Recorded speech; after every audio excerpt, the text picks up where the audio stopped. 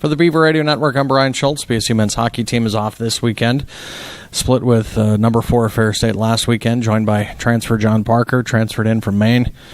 Again, welcome to Bemidji. Thanks for having me. When the decision was made that you were going to transfer, what intrigued you the most about Bemidji State? Just the culture here. It's a winning school, and it's a winning tradition here. So just walking around the Sanford Center, you see numerous banners in the ceiling there, and just walking around the locker room, the facilities, it's just all about tradition. And in the dressing room, it says tradition never graduates. So that was, it tied into my heart, and it meant a lot to me. So it was part of my decision to come here. On the ice, I don't know if you can get too much more different schools than what Maine style is and what Bemidji State style is. So what's been the biggest? You got to be a mature hockey player to play here. You got to be very disciplined, and you got to execute your systems and your role to a T. There's not really that much leeway. I mean, the school's history is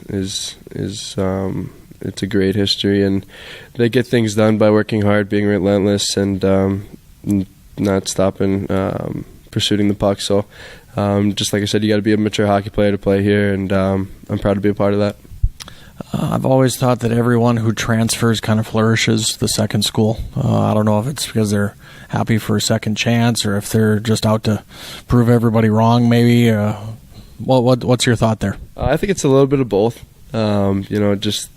Finally getting a second chance there, it means a lot to me for Coach Sartor to, give me another shot, and just want to prove to everyone out there, and most importantly to myself and Coach Sartor, that I deserve to be here, and I can play with the best of them.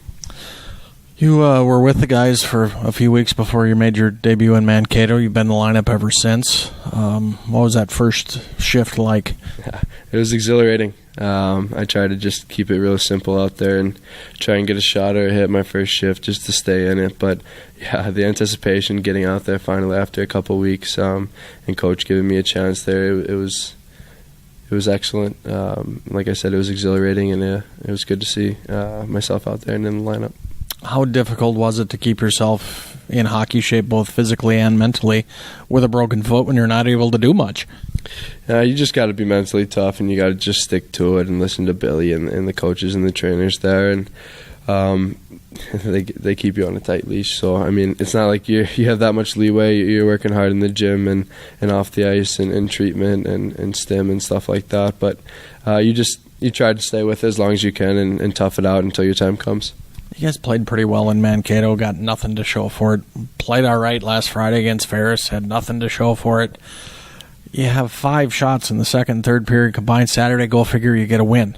What did that win mean for you guys? I think they were ranked number 4 in the country at the time, and it was just a huge win for the boys and for the organization. I mean, after the game there in the locker room, it was all cheers, all smiles, and it's been a long time since we've had to enjoy that, and I think for the boys it was a key and a turning point for our stretch here.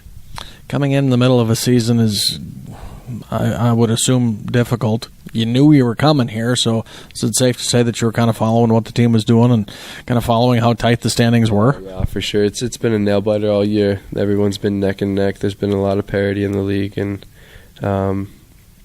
it's a tough league. It's one of the top, if not the top, hockey conference in the country, so it's always been a nail-biter, and it'll continue to be a nail-biter. So enjoy the off week, and again, welcome. Thanks for having me.